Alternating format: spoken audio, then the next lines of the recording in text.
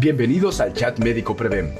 En esta ocasión conoceremos y analizaremos la disyuntiva a la que nos enfrentamos y se han venido enfrentando en estos meses de pandemia los médicos y las enfermeras. Desafíos éticos y bioéticos en tiempos de COVID. Agradecemos la presencia de una gran especialista que nos hace favor de acompañarnos. Ella es doctora en filosofía por la Universidad Iberoamericana. Actualmente es profesora investigadora, coordinadora del Instituto de Humanismo y Ciencias de la Salud, coordinadora de la revista Medicina y Ética y titular de la Cátedra de Bioética Clínica de la Facultad de Bioética de la Universidad de Anáhuac, coordinadora del Instituto de Humanismo en Ciencias de la Salud y coordinadora editorial de la revista Medicina y Ética de la misma facultad. Columnista invitada del periódico Reforma. Ha organizado foros académicos nacionales y cuenta con publicaciones en revistas académicas y de divulgación, tanto nacionales como internacionales. Ella es la doctora María Elizabeth de los Ríos Uriarte. Les recordamos que al final de la plática contaremos con un espacio para preguntas moderado por el doctor Alejandro López Rivas, director médico de Prevem Seguros, a quien agradecemos su presencia. En esta ocasión nos acompaña el actuario Pedro Pacheco Villagrán, director general de Prevem Seguros, quien nos comparte un breve mensaje. Sean bienvenidos a esta edición del Chat Médico Prevem.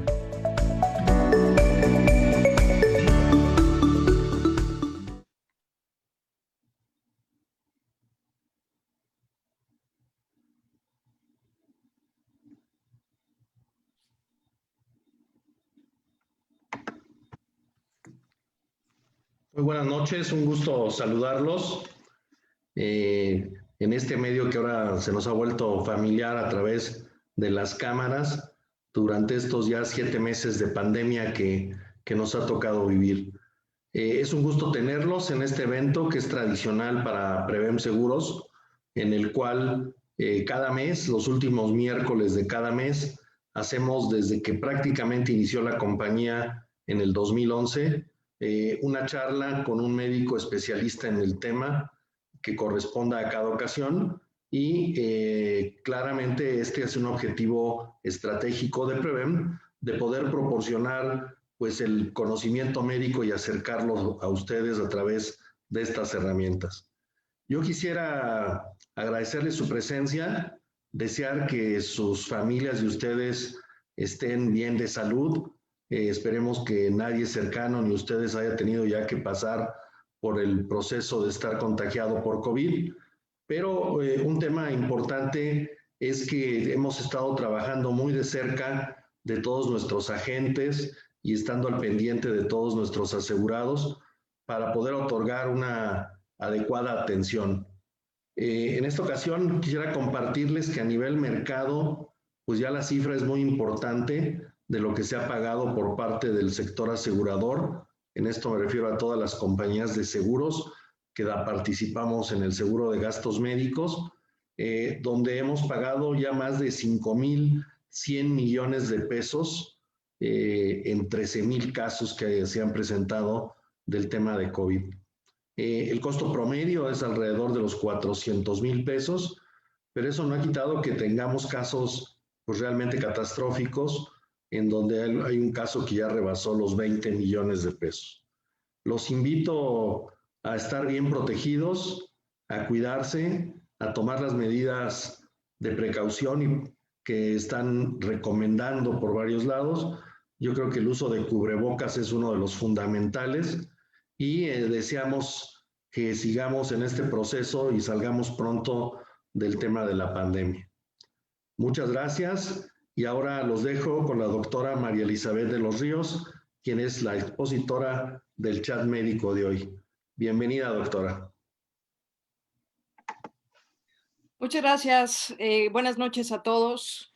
Es para mí verdaderamente un honor poder compartir algunas reflexiones que, como ya dijeron, efectivamente venimos arrastrando desde hace más de 7 meses ya y que desafortunadamente pues ha sido una situación que ha puesto grandísimos retos y grandísimos desafíos, no solamente para los profesionales de la salud, sino para cualquier persona en cualquier momento, pues nos hemos sentido frágiles, nos hemos sentido expuestos y esto ha levantado muchos problemas y muchas dudas, muchas inquietudes que a veces no tenemos muy claro cómo debemos abordarlas o por qué a veces se toman ciertas decisiones.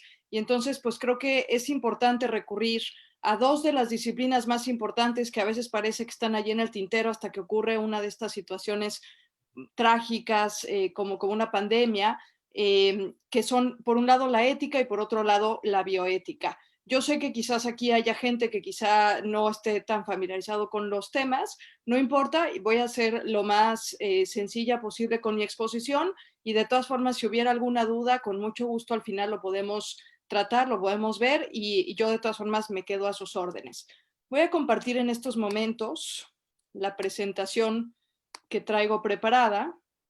Ahí ya la están viendo y así ya está de forma de pantalla completa. Bueno, muy bien. Entonces, los puntos que yo quisiera abordar con ustedes el día de hoy son estos. En primer lugar, dar un breve contexto a nivel mundial y a nivel nacional de en dónde estamos parados. Luego, tratar un poquito acerca de la importancia de la ética, pero sobre todo de la bioética. Y ahora aclaro por qué a veces me refiero a ética y por qué a veces me refiero a bioética. Y voy a presentar tres de los dilemas o de los desafíos que han sido realmente los más difíciles, que nunca vimos venir, ni siquiera los expertos en bioética vimos venir esta situación y que poco a poco los hemos tenido que ir abordando. Número uno, el dilema acerca del aislamiento voluntario o del uso de la fuerza pública para mitigar y para contener la ola de contagios. Número dos, los dilemas bioéticos en la aplicación de pruebas, porque ahora pues ya sabemos que hay muchos laboratorios que ya las practican, pero en un inicio, después del primer caso confirmado en México, que fue el 28 de febrero de este año, las pruebas las hacían dos institutos y verdaderamente representaba un problema conforme iban creciendo los contagios porque no había pruebas suficientes y las pocas que había estaban concentradas únicamente en dos instituciones. Entonces representó un problema y un desafío que afortunadamente ahora creo yo que es de las cosas que ya más o menos las tenemos resueltas. Número tres, en tercer lugar, y una de las cosas realmente que sí fueron y siguen siendo, y ahora por lo que estamos viviendo de la ola o más bien del rebrote que estamos teniendo en todos los países, sigue siendo un problema que es la distribución de recursos, sobre todo de camas en hospitales, de camas en unidades de cuidados intensivos y pues el gran tema de los respiradores. Abordaremos algunas cuestiones referentes a esto, algunas consideraciones éticas, algunas consideraciones bioéticas y por último voy a presentar el dilema acerca de los procesos de investigación y de experimentación, porque pues ya también de cara a una posible vacuna o de cara a una posible cura para el COVID, pues evidentemente los procesos empiezan a levantar ciertas dudas y todos hemos sido testigo de ello en las últimas semanas en las noticias. Entonces voy a comenzar dando un contexto que ya muchos de ustedes estarán familiarizados, pero creo que no está de más situar la cuestión para saber a qué nos estamos enfrentando y por qué de pronto tuvimos que resolver tantos dilemas o tuvimos, no sé si resolver sea la palabra exacta, pero sí por lo menos pues hacerles frente y tratar de encontrar las mejores soluciones. Estamos efectivamente ante una situación que ha aquejado a todos los países, no ha habido uno solo que no se salve, que realmente empezó en diciembre del 2019, pero que se ha ido incrementando, repito nuevamente, el primer caso en México lo tuvimos el 28 de febrero y solamente, ahora voy a hablar un poquito más de esto, pero solamente hasta el día 31 de marzo hubo una declaratoria de emergencia. Ese tiempo fue crucial porque en ese tiempo empezamos a tener todos estos problemas. A nivel mundial tenemos hoy por hoy confirmado esta información del John Hopkins Center, que tiene un sitio muy particular donde está la información actualizada de todo lo referente al COVID.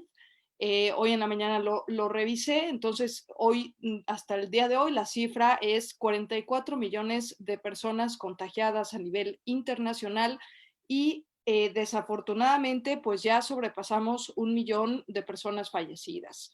En México, igualmente, al día de hoy, el John Hopkins Center reporta aproximadamente 900,000 personas contagiadas, estamos muy próximos a llegar al millón y casi 90,000 personas fallecidas. Esto es un dato que varía, estuve checando algunos otros pues recursos y algunos otros noticieros, y algunos apuntan a 89,000. Ayer en la noche confirmaban más de 90,000. El John Hopkins, de hecho, confirma 91. Es decir, pero bueno, más o menos para que nos demos una idea, estamos por los 90,000 personas fallecidas. No hay una vacuna, tampoco hay una cura, y por si fuera poco, tenemos una economía mundial que está en severa crisis. Es decir, estamos en una situación de urgencia, estamos en una situación de miedo y estamos en una situación de quiebre económico a nivel mundial. Y en algunos casos las autoridades han actuado bien y en otros casos las autoridades no han sabido tomar las mejores decisiones, y esto ha incrementado evidentemente la dificultad de los desafíos que tenemos enfrente provocados por esta pandemia. Ahora, con respecto a por qué echar mano de la ética y por qué echar mano de la bioética. Para los que no estén familiarizados, la bioética precisamente lo que hace es orientar, igual que la ética, pero orienta la conducta humana en temas muy específicos que tienen que ver con la vida y que tienen que ver con la salud de las personas. ¿Y orientarlo para qué? Orientarlo hacia que sean acciones más éticas, hacia la eticidad, pero también verificando que se estén cumpliendo los lineamientos y las políticas jurídicas y los marcos legales propios de cada uno de los países. La bioética es una disciplina realmente, algunos dicen que nueva, no es tan cierto esto. Tenemos un primer registro desde 1927 a cargo de un teólogo protestante alemán que se llamaba Fritz Jahr, que es el primero que usa el término de bioética, pero realmente pues la historia se hizo conocida y el término se hizo de dominio público hasta 1971 con un médico de origen holandés, un oncólogo que emigra a los Estados Unidos y que escribe un artículo del que posteriormente se hace tan famoso su artículo que escribe un libro que representa pues prácticamente todo lo que debe de ser la bioética. Y a grandes rasgos, lo que ahí se propone, que ya lo había dicho Fritz Jahr, pero lo que ahí se propone es que la bioética va a ser esta ciencia que intente, mediante principios éticos, es decir, la bioética descansa sobre la ética, que mediante principios éticos salvaguarde al menos estos valores: la vida, la dignidad, la integridad y la autonomía de las personas. La vida, la dignidad, la integridad y la autonomía de las personas es lo que tratamos de cuidar cuando nos quedamos en casa, cuando usamos el cubrebocas, cuando evitamos salir a lugares innecesarios, cuando no nos exponemos, etcétera. Es decir, cómo le hago o qué estoy poniendo en práctica con estas prácticas de autocuidado? Estoy salvaguardando estos valores. ¿Estoy siendo ético en el proceso? Pues si trato de cuidarme, sí seré ético. Es decir, estamos acercándonos hacia una práctica bioética y a un manejo bioético de la pandemia. O sea, no necesitamos tener grandes conocimientos de bioética para entender que existen acciones que van orientadas hacia salvaguardar estos valores y hay acciones que no están orientadas hacia la salvaguarda de estos valores importantes. Bien, empiezo con el primer dilema importante que empezamos a tener cuando recién empezaban los contagios a subir, que fue, y todos los países lo tuvimos, de China, Italia, España, Estados Unidos, México, todos tuvimos esta pregunta en mente. ¿Qué hacemos? ¿Forzamos a la gente mediante el uso de la fuerza pública a quedarse en sus casas? ¿Sancionamos a los que estén afuera? ¿U optamos por confiar relativamente en las medidas que las autoridades empezaron a tomar y convocamos a un autoaislamiento voluntario?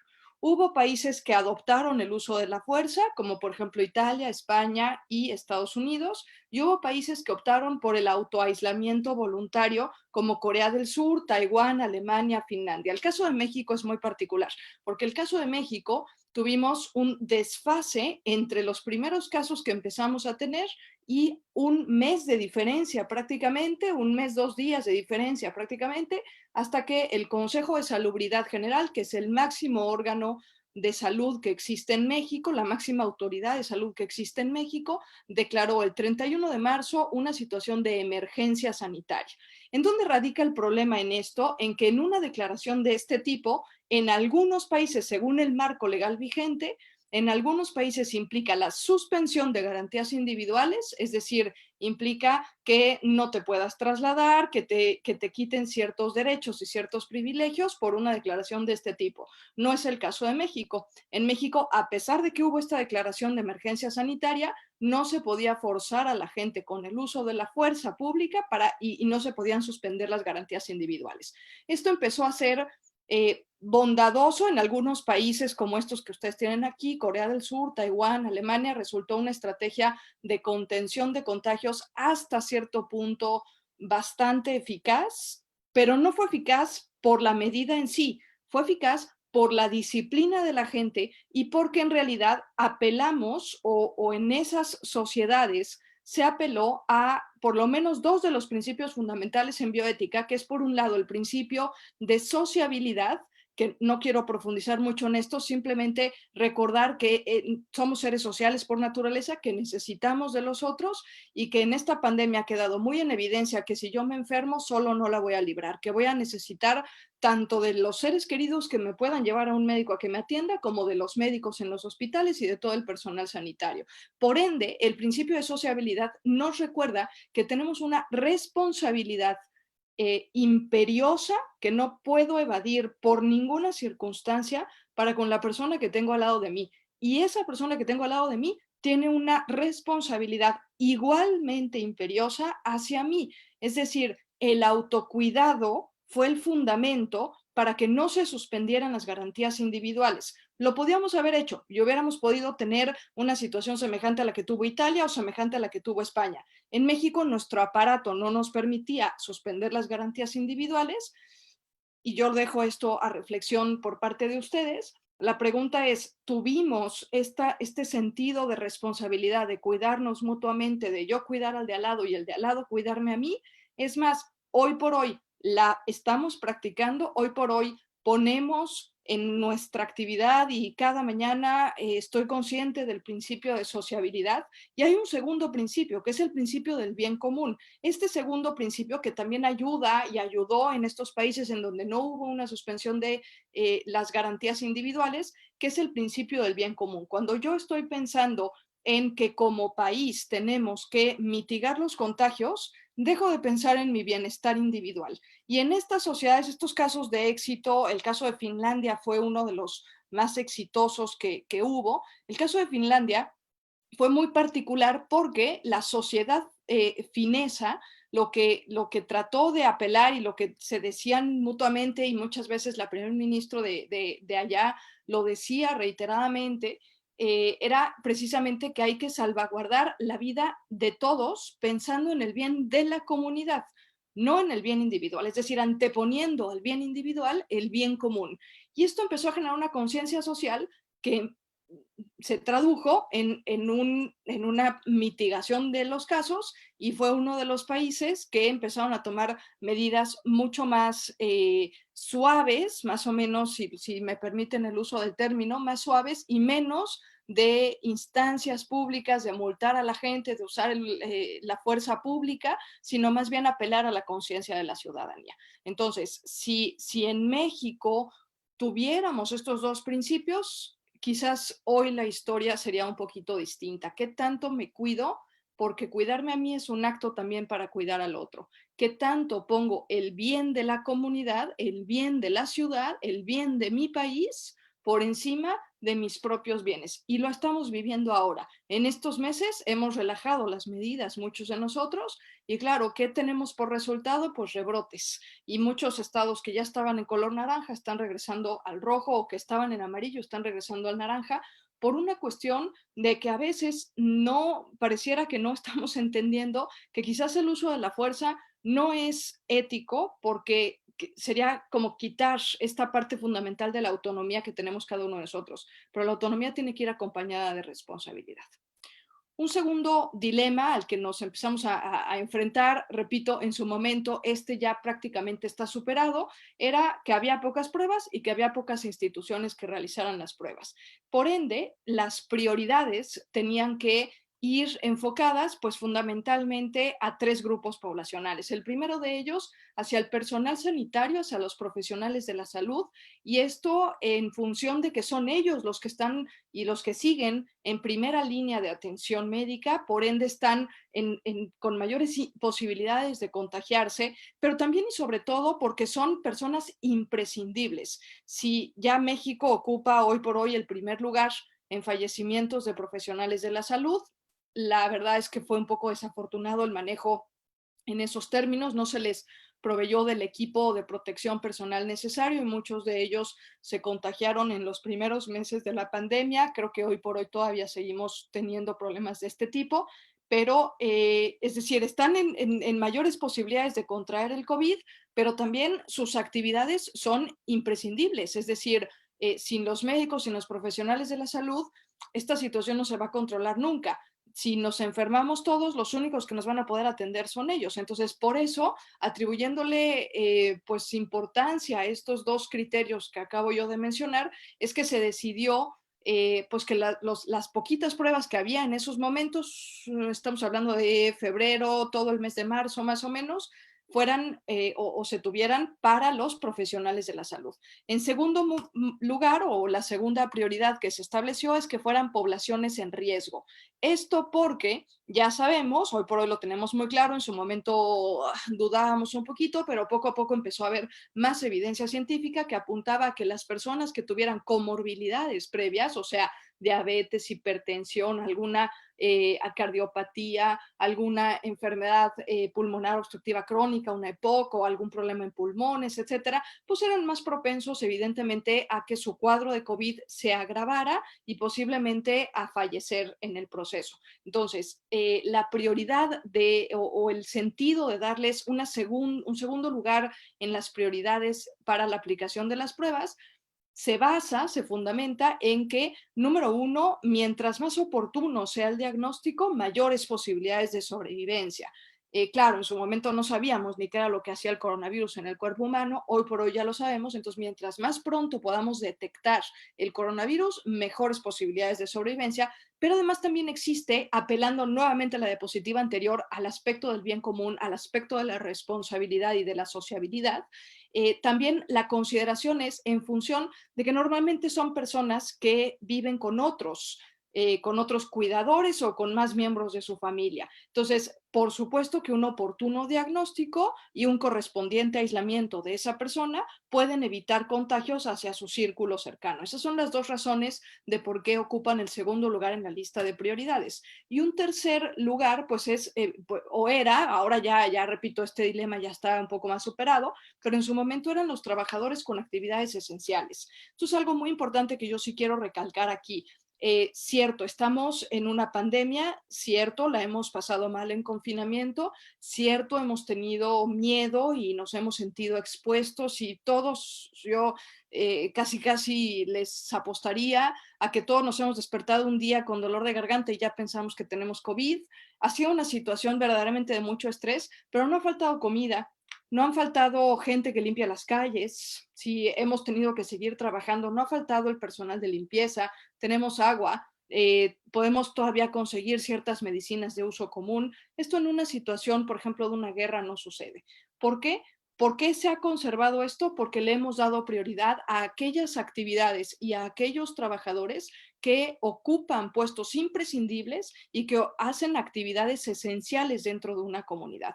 Por eso, la forma un poco de retribuirles es que las pruebas, que ocupen ellos un lugar importante en la aplicación de las pruebas.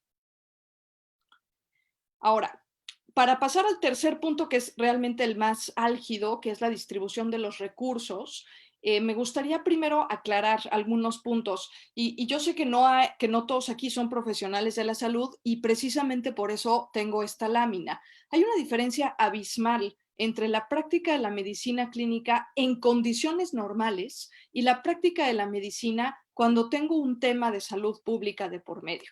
Y esto me obliga a cambiar mis criterios y esto me obliga a cambiar mis condiciones de atención y esto me obliga a que muchas de las personas que han estado yendo a hospitales últimamente o muchas decisiones que en su momento se tomaron cuando había saturación hospitalaria, pues a lo mejor les parecían medidas muy drásticas las que se estaban tomando, pero es que tenía que ser así. ¿Por qué? La práctica de la medicina en condiciones normales pues no tenemos el problema de la escasez de recursos. Normalmente, pues uno va a una cita médica o normalmente si tenemos una urgencia, nos caemos, rompemos una pierna, pues vamos y que nos atiendan y no tenemos ese problema porque no hay tantas personas que se caigan al mismo tiempo y que se rompan una pierna al mismo tiempo. Pero en cambio, cuando tengo una grandísima demanda y poquitos recursos para hacerle frente, estoy en una situación alarmante en donde hay escasez de recursos y por ende mi enfoque ya no puede ser el bienestar individual, la relación médico-paciente y yo buscar el bienestar de esa persona. Mi enfoque ahora tiene que ser el bien común. Tengo que atender a muchas personas que están presentando la misma condición y no tengo tantos recursos para hacerle frente. Es decir, va cambiando el enfoque de la práctica de la medicina. Por eso sorprenden ciertas decisiones, por eso sorprenden ciertos protocolos que de repente uno va a un hospital y te enfrentas con ciertas condiciones que antes no te enfrentabas. Pues no, por supuesto que no, porque no había este escenario de salud pública de por medio de una emergencia sanitaria declarada.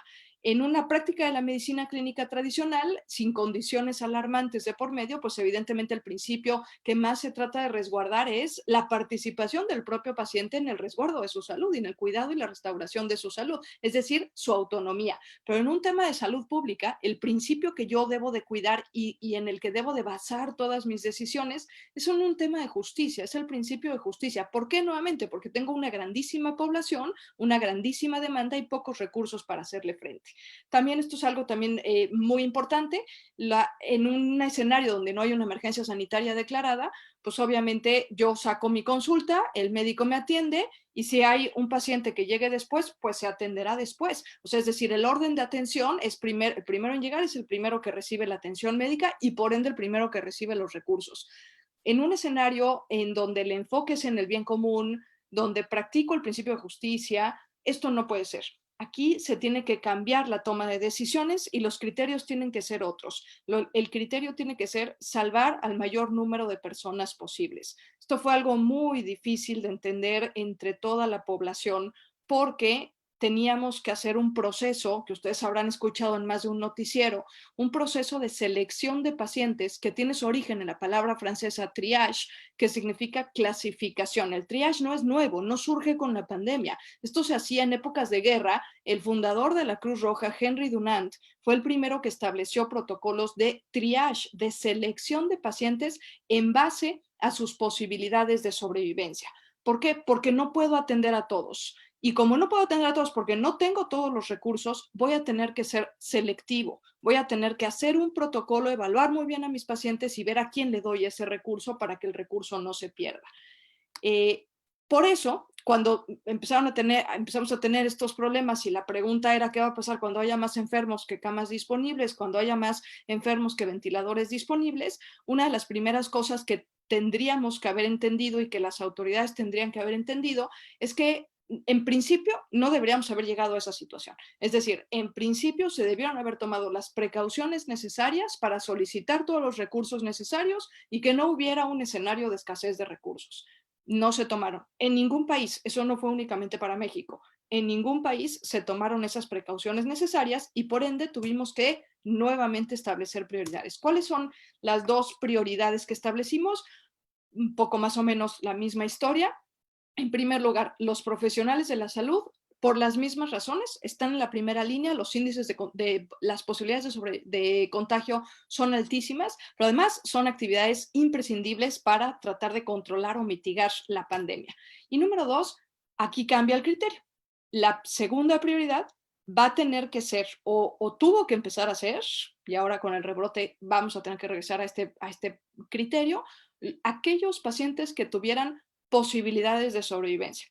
Ojo, no el que primero llegó, no el que lleva 4 horas esperando en la sala de espera, el que tenga mayores posibilidades de sobrevivencia. No importa si llegó después.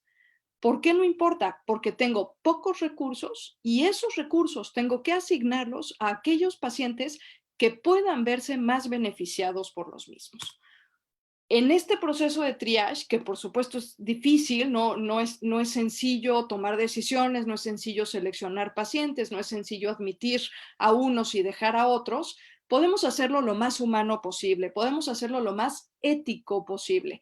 como, número uno, considerando, y ahí apoyándonos un poco también en la ley, considerando que todas las personas tienen este valor inherente a su propia naturaleza humana, que es la dignidad, y en función del cual, incluso a nivel de la ley, todos los pacientes merecen atención médica. Si ustedes se van al artículo 4 constitucional, ahí dice claramente que el Estado tiene el deber de proteger la salud de todas las personas.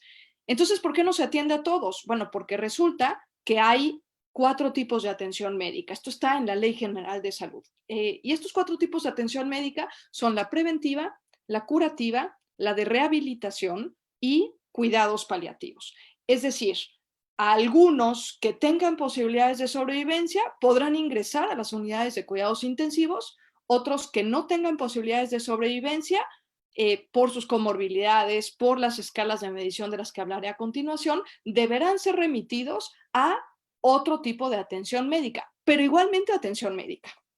Es decir, lo que no se vale es abandonar pacientes, lo que no se vale es omitir el auxilio. Por ahí hubo muchos cuestionamientos en donde decían, bueno, pero es que si no puedo atenderlo y no le puedo dar una unidad de cuidados intensivos, una cama en la unidad de cuidados intensivos, pues mejor no lo atiendo.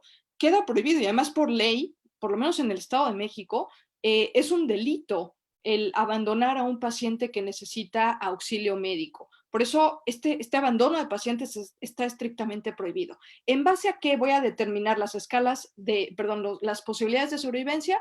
En base a algunas de las escalas que se venían utilizando. Recordemos que estamos en el mes de abril, más o menos, cuando empezamos a tener estas disyuntivas, cuando se empezaron a sacar guías y criterios. Y es decir, pues la pandemia estaba apenas surgiendo en los países. Entonces, muy sabiamente los profesionales de la salud dijeron, bueno, pues a ver, ¿qué escalas de medición tenemos que pronostiquen los índices de mortalidad de un paciente en unidades de cuidados intensivos? Algunas y otros medianamente que nos arrojen ciertos resultados que nos den claridad respecto a sus posibilidades de sobrevivencia. Y entonces, algunas de las escalas que ya se venían utilizando, no para COVID, para otras condiciones, ustedes habrán escuchado los nombres de Apache, los nombres de SOFA, los nombres de PORT. No me voy a meter en detalles. Si alguien quiere, al final, con mucho gusto, hablamos de estas escalas. Simplemente decir que son escalas que los médicos hacen para los pacientes críticos, que se encuentran en estado crítico, que predicen más o menos los índices de mortalidad que ese paciente puede llegar a tener. Entonces, de pronto dijimos, bueno, pues si son las únicas escalas que hoy por hoy tenemos, pues usemos esas escalas porque tenemos que ser selectivos al momento de los pacientes. No porque queramos, sino porque tenemos un tema y un paradigma de pensamiento de salud pública y no de la práctica de la medicina en condiciones normales.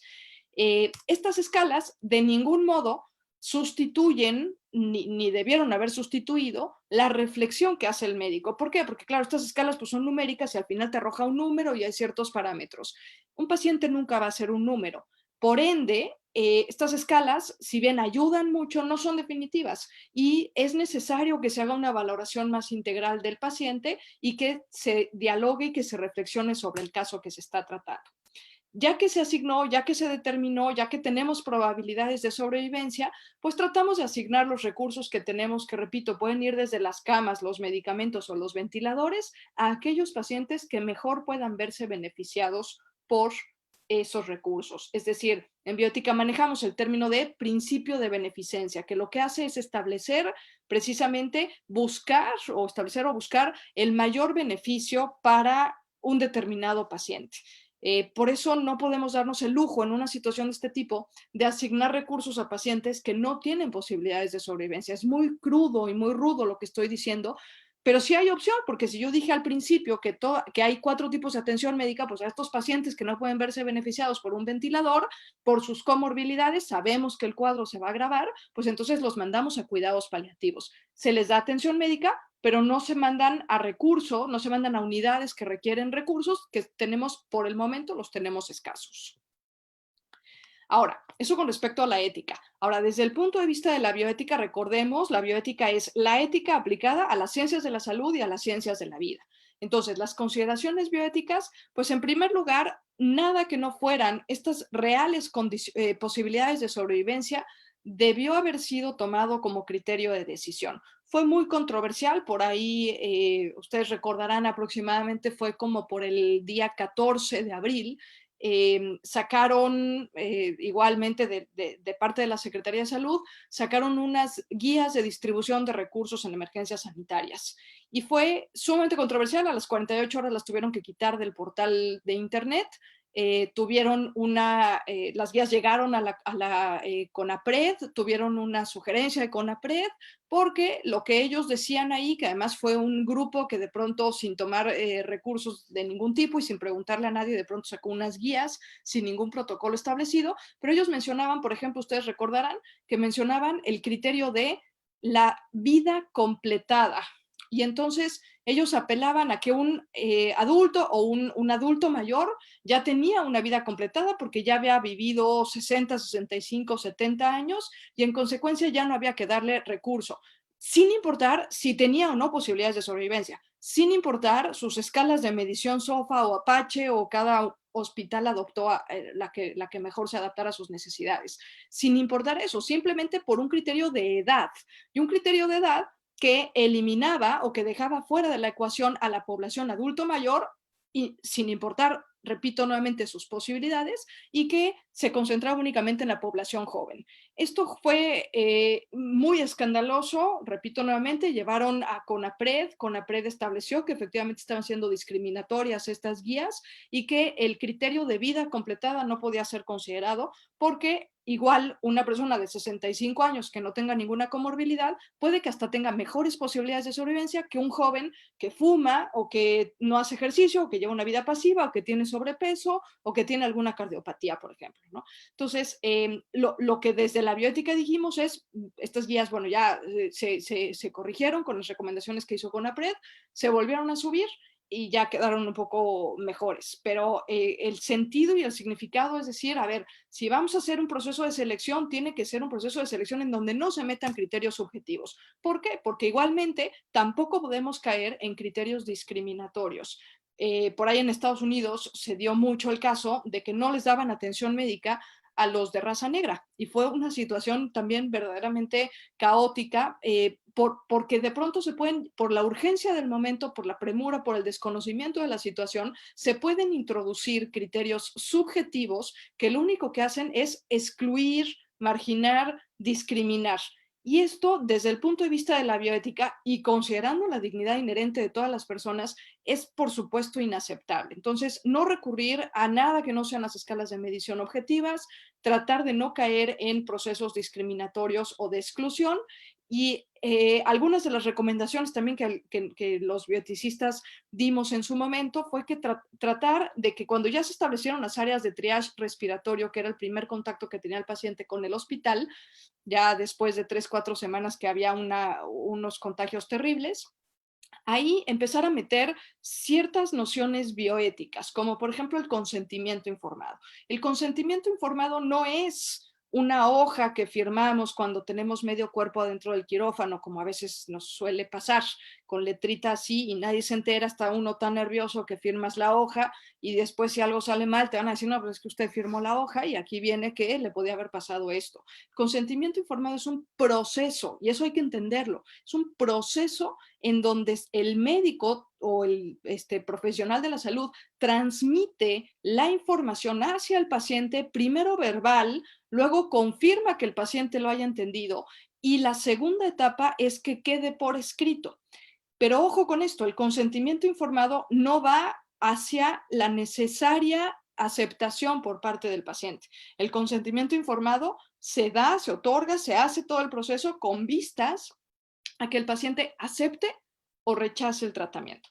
¿Por qué es importante en un tema de COVID y por qué fue importante en su momento para la distribución de recursos? Porque en ese consentimiento informado se puede obtener información necesaria para que el paciente, sabiendo que es población de riesgo, sabiendo que puede tener complicaciones severas, pudiéramos ofrecerle la posibilidad de remitirse con un médico de cuidados paliativos o de darle medicina paliativa en casa y no tenerlo que ingresar a un lugar en donde posiblemente se iba a complicar. Por eso era importante. No lo hacían, por supuesto, pues llegaban hordas de gente al área de triage respiratorio y por supuesto pues las decisiones y a veces las personas las rechazaban y no sabían ni por qué las rechazaban. Entonces, para hacerlo lo más bioético posible, se recomendó que en estas áreas de triage hubiera médicos que no estuvieran a cargo de pacientes estrictamente, pero que sí pudieran dar este consentimiento informado.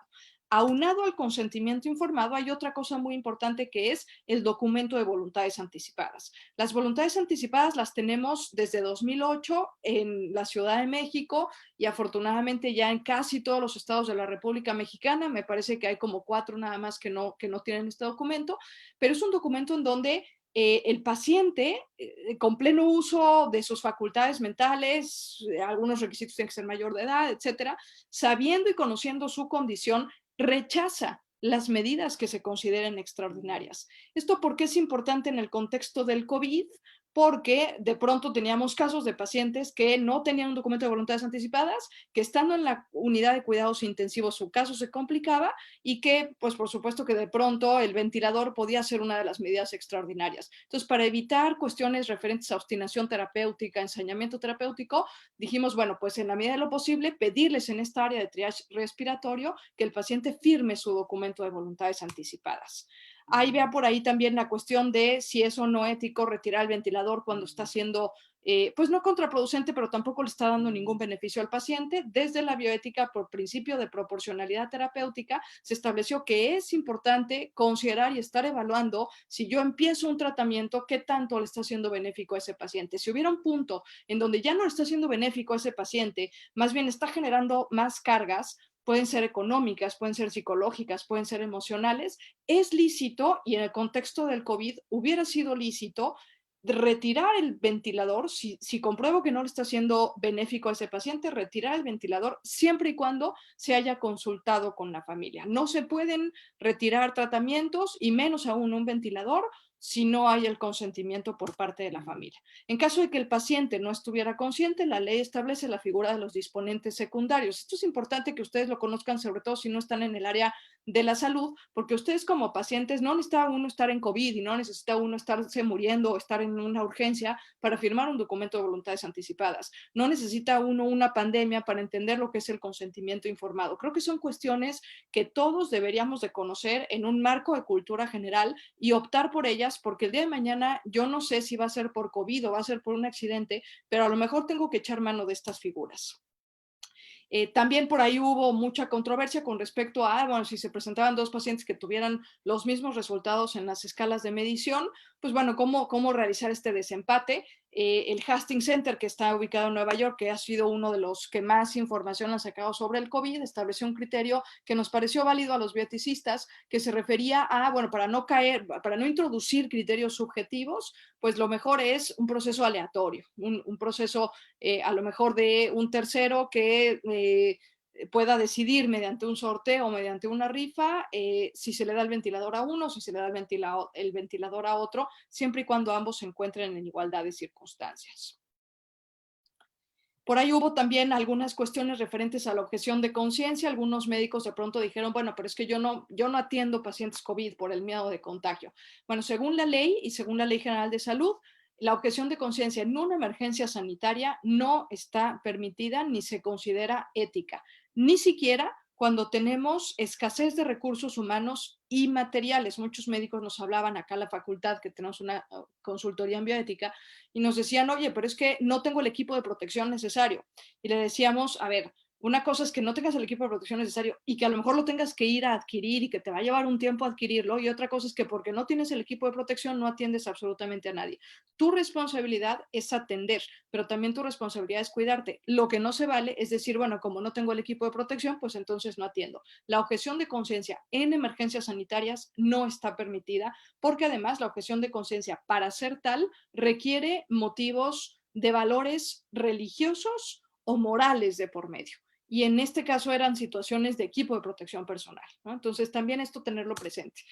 La Asociación de Cuidados Paliativos Española de pronto sacó un muy buen criterio que se agradece y lo incorporamos todos los países. Es importante también hablar un poquitín de esto, que era, pues sabemos, las personas morían solas, eran muertes, la verdad, muy tristes, además de muy feas físicamente, con síntomas muy feos, pues eran personas que morían en el total aislamiento. Entonces, de pronto dijimos, vamos a humanizar el proceso de muerte. ¿Cómo lo humanizamos? Nuevamente, apelando al principio de sociabilidad, que es el mismo, en algunas literaturas lo pueden encontrar como solidaridad, y empezaron a permitir que al menos una persona con todo el equipo de protección pudiera entrar cuando el paciente estaba próximo a fallecer, o que pudieran despedirse mediante esta incorporación de los tablets, de los iPads, de los celulares, y que hubiera un poco más de comunicación entre la familia que no podía ver a su paciente y el paciente que estaba próximo a fallecer para afrontar el proceso de muerte, que en cualquier escenario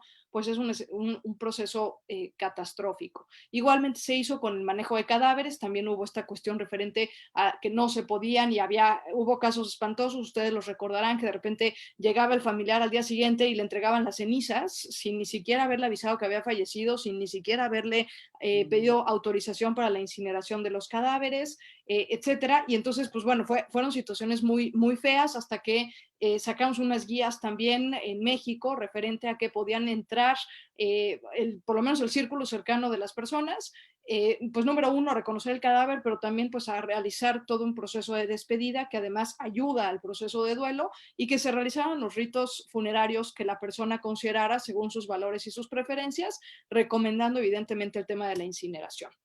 Ya voy apuntando hacia el final de esta charla. Simplemente un último de los dilemas que lo tenemos presente y que es quizás con el que hoy por hoy nos estamos despertando, que es el tema de la experimentación y la investigación de cara a conseguir una posible vacuna o una posible cura para el COVID. Por ahí se han cuestionado si es ético conducir investigaciones en emergencias sanitarias. Sí es ético, no solamente es ético, sino que es deseable. Si la ciencia no avanzara, si no se hicieran investigaciones, si no se hicieran experimentaciones, no tendríamos ninguna vacuna, ya dejen ustedes la del COVID, ninguna vacuna. El problema no está en hacer investigación, en hacer experimentación. El problema consiste en que no siempre se toman en cuenta los criterios de riesgo-beneficio necesarios, es decir, este principio de ponderar las acciones, de cubrir a los sujetos voluntarios, de tener un plan de contingencia por si se llegaran a presentar efectos secundarios adversos. Estamos hablando que estas experimentaciones necesariamente tienen que pasar primero por animales y necesariamente después por personas. Entonces, tratar de cubrir todos los efectos secundarios posibles que se pudieran llegar a tener. Entonces, el problema no es hacer investigación, el problema es hacer investigación considerando este criterio de proporcionalidad nuevamente, de sopesar los riesgos y los beneficios, de cuidar a los sujetos involucrados. En el caso de las vacunas, muy importante, nada más por si alguno de ustedes no lo sabe, una vacuna, el tiempo promedio de desarrollo de una vacuna es entre 8 y 10 años. Es decir, las vacunas tienen fases muy establecidas. Son 3 fases y la tercera a su vez tiene otras 3. Entonces, es muy importante cuidar y respetar los tiempos de experimentación de una vacuna. Si los acelero, si la urgencia del momento me gana, entonces puedo llevarme vidas de por medio. Por eso, por principio de precaución también, es otro de los principios que usamos en bioética, que nos dice, a ver, aquellas acciones de las que no sabemos sus consecuencias, pero las podemos prever como fatídicas, mejor esperar, mejor irnos con prudencia, mejor irnos con cautela. ¿Por qué? Nuevamente, porque estamos con personas, estamos tratando con personas, y cualquier falla, cualquier proceso de aceleramiento de las fases de desarrollo de una vacuna puede llevarse no una, puede llevarse muchas vidas de por medio. La balanza riesgo-beneficio, tratar de proteger nuevamente a todos los sujetos humanos que están involucrados en esto. A nivel internacional estamos muy avanzados en esto. Tenemos al menos 3 documentos torales que nos hablan acerca de la ética en investigación, el Código de Nuremberg, de todas las atrocidades cometidas en los campos de concentración, la Declaración de Helsinki y el Informe Belmont. Yo los invitaría a que en algún momentito que pudieran checaran estos documentos, porque ahí está clarísimo para cualquier tema de experimentación o de investigación de vacuna o no, que involucre sujetos humanos, cuáles son algunas de las consideraciones que siempre y en todo momento deberían de protegerse. Y por último, pues evidentemente el tema de la vacuna no puede ser un tema de carrera política y no puede ser un tema electoral tampoco. El tema de la vacuna tiene que encuadrarse siempre desde un acceso universal a la misma. para que haya un acceso universal a la misma, pues se tienen que cuidar las consideraciones éticas. Y estas consideraciones éticas nuevamente incluyen la parte del consentimiento informado. Por ahí hubo gente también que de repente proponía y decía, bueno, es que, pues, ¿para qué les pedimos el consentimiento informado? Pues es evidente que necesitamos una vacuna porque es evidente que estamos ante una urgencia médica. Ningún estado de emergencia avala a ningún investigador a saltarse este proceso o a saltarse este proceso de la, de la firma, del proceso del consentimiento informado y de la firma por parte del paciente para aceptarlo. Los resultados de las investigaciones, sean para una cura o sean para una vacuna, en esta pandemia surgió un nuevo principio en bioética que le llamamos la solidaridad global. Es decir, existe o debiera existir el deber de comunicar los resultados y estos debieran ser de dominio público. Por ahí de repente se dijo, bueno, pero es que si AstraZeneca saca la vacuna o si Moderna saca la vacuna, pues se la van a quedar y nada más la van a distribuir entre su población. La idea es que no, la idea es que si estamos, y por eso empecé con un contexto de una pandemia que tiene, ustedes saben, las pandemias tienen dimensiones mundiales. Si estamos en una situación en donde en todos los países y a nivel mundial se están presentando millones de casos, pues lo más lógico es que el primero en descubrir la vacuna o la primera vacuna que salga, lo voy a poner muy coloquial, comparta la receta, es decir, que sea de dominio público para que cada país pueda empezar a desarrollar sus propias vacunas, porque si no corro el peligro de patentar algo que debiera ser en principio un ejercicio de solidaridad, que debiera ser en principio de dominio público bajo el precepto de la solidaridad global. En caso de que sí se llegara a descubrir, y ya con esto finalizo, esperanzadamente a lo mejor para la primera mitad de 2021 tendremos ya posibilidad de acceder a una vacuna. Creo que es importante entender que también, dado que no va a ser un proceso tan fácil de cubrir tantos países en tantas poblaciones con tantas personas, pues también vamos a tener que establecer prioridades. Aquí el tema de triage va a estar presente siempre en cada decisión que se tome con respecto al COVID. Entonces, ¿cuáles deberían de ser algunas de las prioridades en caso de que ya se contara con una vacuna? Nuevamente, primero los profesionales de la salud, por los índices de contagio, por las posibilidades de contagio y porque dependemos de ellos, la población depende de ellos para sacarnos adelante de esta pandemia. En segundo lugar, y aquí sí, las poblaciones en riesgo y las poblaciones que sabemos que son vulnerables, por la misma razón que las pruebas. Mientras más rápido tengan acceso a una vacuna, menores posibilidades de contagio y menores posibilidades de contagio hacia sus cuidadores. Y así vamos disminuyendo la cadena de transmisión. Y número 3, podemos hacer un mapeo de algunas regiones en cada país en donde se tienen mayores brotes o mayores índices de contagio y empezar a aplicar las vacunas ahí en esos focos. Es una forma de ir mitigando los contagios, o sea, hacer una distribución inteligente y ética de la vacuna sería lo ideal, pero si no, a lo mejor se descubre un medicamento antes y entonces distribuirlo de forma equitativa, distribuirlo de forma justa, distribuirlo de forma ética, atendiendo al principio de solidaridad global. Bueno, yo sé que vamos a pasar ahora a las preguntas, pero por si hay algún médico presente aquí, la persona del año que sacó la revista Time, esta vez, pues fueron precisamente ustedes, los profesionales de la salud. Bien, yo con esto termino la charla, les agradezco nuevamente y queda abierto el foro para ustedes, para cualquier pregunta o comentario que ustedes quisieran hacer. Muchísimas gracias. Hay varias preguntas, son muchas, pero voy a hacer las más importantes. ¿Qué hay de la vacuna de Sputnik, que supuestamente ya empieza el mes que viene en Rusia? Y otra pregunta que también me siguen ahorita es, ¿cómo hacer para que la gente no trate a las personas que tuvieron COVID-19 como personas casi leprosas, con un miedo impresionante y las recluyen? Sí, pues mira, gracias por las preguntas. Con respecto a la vacuna rusa, lo último que supe yo, al menos, a lo mejor estoy un poco desactualizada, es que se iba a probar en México. Y ahí la consideración bioética más importante es que estamos cayendo otra vez en algo que ya en Estados Unidos se ha manejado muchísimo y la verdad es que bastante bien con el Hastings Center, que es experimentar con poblaciones de países en vías de desarrollo. ¿Es ético o no es ético? La realidad es que hay gente que lo defiende, hay gente que no lo defiende, pero atendiendo al principio de dignidad humana, estés en una población en países de vías de desarrollo o no, pues en principio se te debería de resguardar la vida, la dignidad, la autonomía y la integridad. No sé si por ahí va la pregunta. No lo sé, lo dejo abierto. Gracias. Eh, la Y segunda pregunta que me hicieron era la segunda pregunta. ¿Cómo hacer para que la gente no trate tan mal a la gente que ya tuvo COVID? ya, gracias. Sí, pues no lo sé.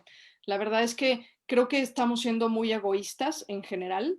Creo que estos principios de solidaridad, de bien común, de cuidado mutuo, etcétera, no terminamos de asimilarlo socialmente. Hay poblaciones que sí, hay países que no.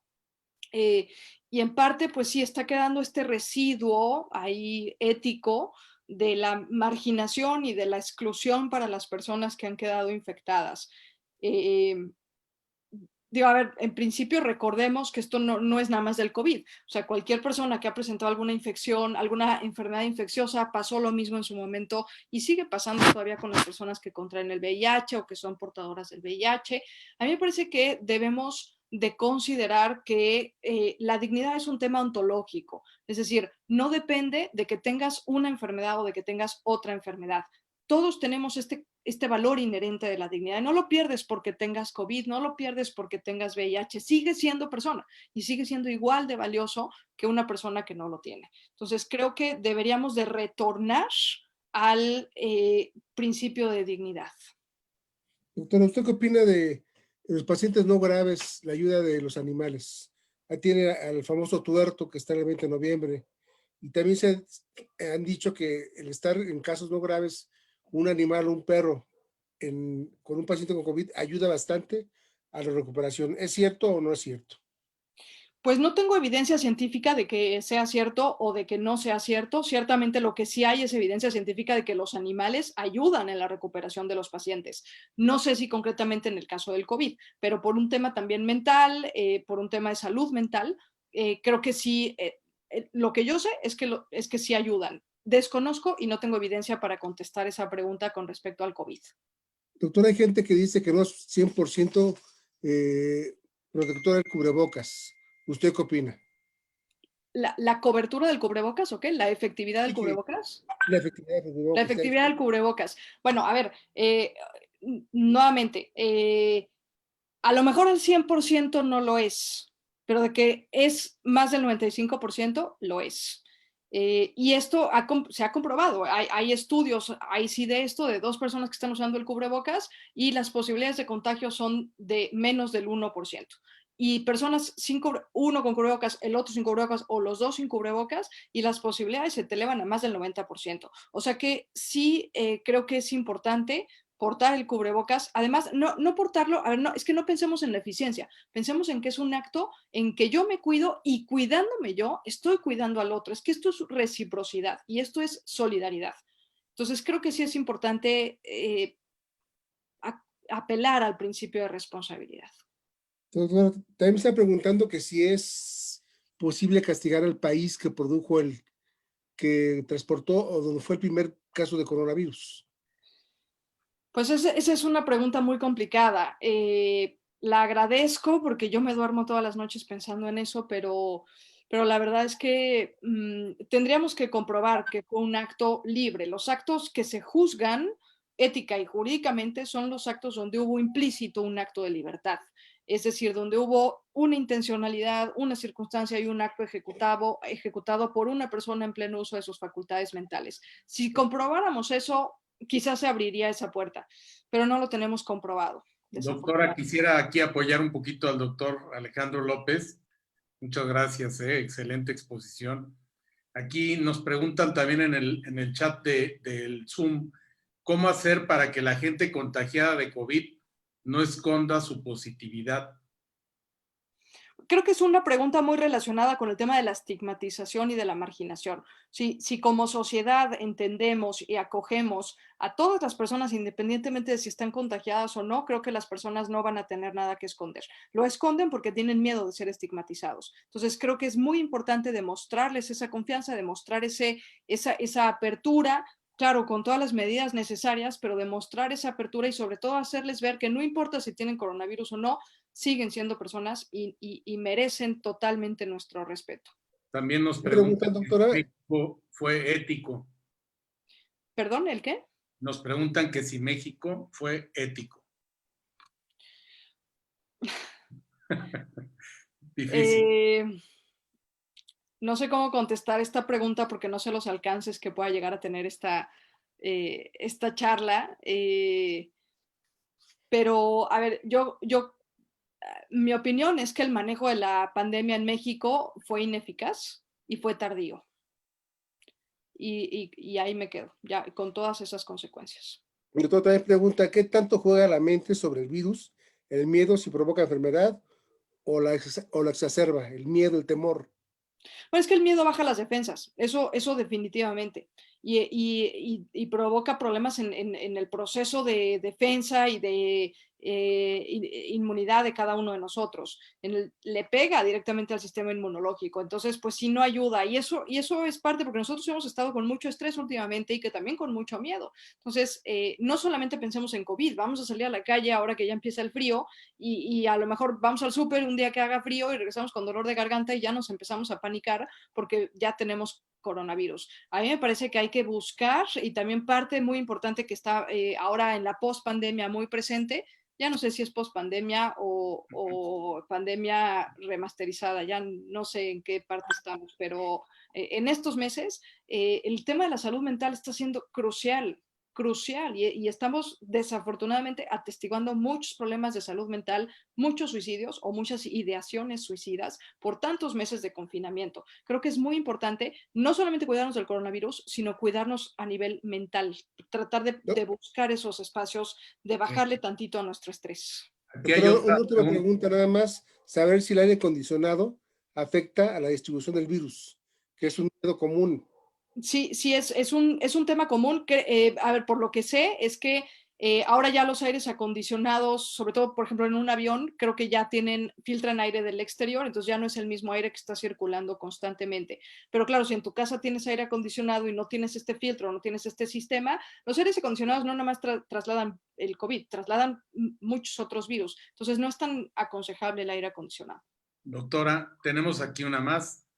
Preguntan, ¿el derecho al último adiós es algo reciente? ¿Hay algún sustento legal? Sustento legal no, lo empezó como por ahí del mes de mayo o junio, más o menos, ya no recuerdo si fue mayo o junio, la Asociación de Cuidados Paliativos Española. Y ellos establecieron este derecho al último adiós dentro del marco de los cuidados paliativos. No lo tenemos, en México, a ver, sí tenemos regulados los cuidados paliativos, no explícitamente el tema del derecho al último adiós. Es decir, lo incorporamos, algunos hospitales lo empezaron a incorporar, nos pareció buena idea, algunos bioeticistas lo establecimos en las guías que hicimos, pero no tiene un sustento como tal. Sí tiene sustento los cuidados paliativos. Ok. Alejandro. Nada más una última cuestión que yo quisiera aclarar, que desafortunadamente el sistema de salud mexicano tiene los triage a médicos, el sector salud a médicos generales sin experiencia, como carne de cañón. Entonces, desafortunadamente son los más afectados y ayudan desafortunadamente a que el paciente se complique. Y eso pasa todo en el sector salud. Es una cosa que habría que tomar mucho, mucho en cuenta y ver que también esos médicos también tienen derecho a estar protegidos, ¿no, doctora? Sí, a ver, definitivamente tenemos ese problema y luego tenemos el problema de que a veces sí hay ventiladores, pero no hay técnicos que los operen, ¿no?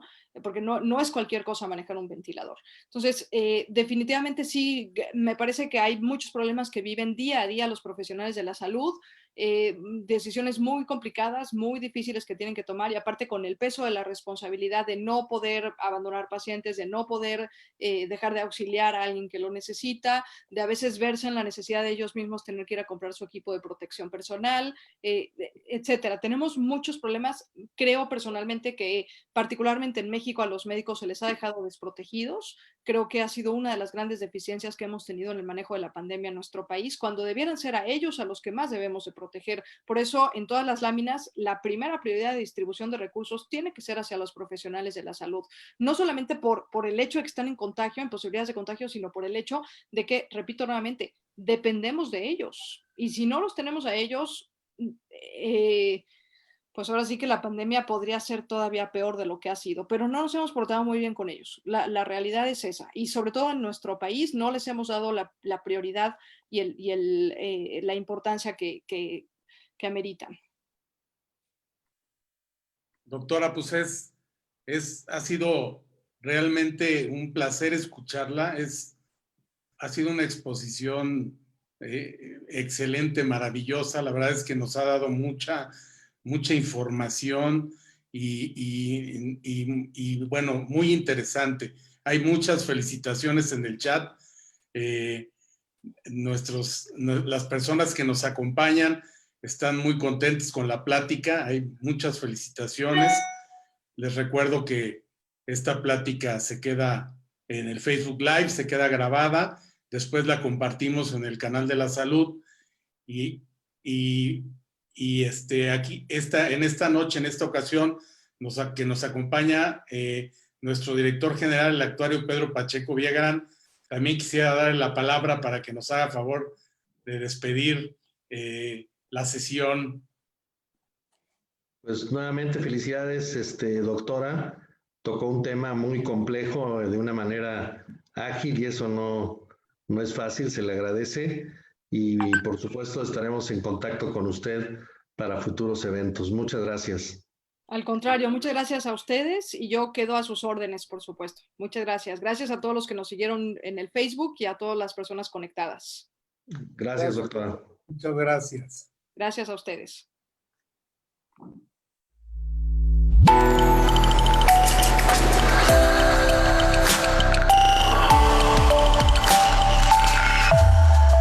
Gracias por acompañarnos a esta edición del Chat Médico Prevem. Recuerda que el Chat Médico Prevem se transmite por las plataformas Zoom y Facebook Live el último miércoles de cada mes a las 20 horas. Los esperamos en la próxima edición. Buenas noches.